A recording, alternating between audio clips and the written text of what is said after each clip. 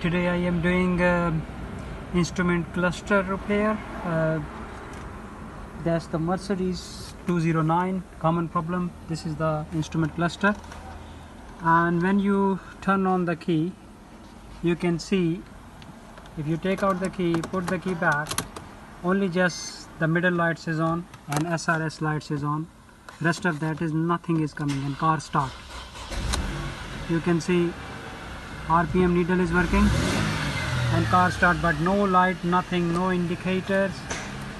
Outside indicator is working. You can see outside indicator is working, back is working, lights is working, wiper is working, everything is working. You can see, but nothing is coming in the dashboard. So if you have the problem of like that, we can solve your issue. You will bring the car to us, or you can bring the instrument cluster. The problem is inside the instrument cluster, and if you diagnose the car, it's gonna be say to you no communication, instrument cluster no communication. So if you have the problem of like that, you have to come to us or call me, book the appointment, and we can ready your car in like 1 to 2 hours. So if you have the instrument cluster, you will bring the instrument cluster or post to me. My name is Terry. We are in Hounslow, and my phone number is 07402536382.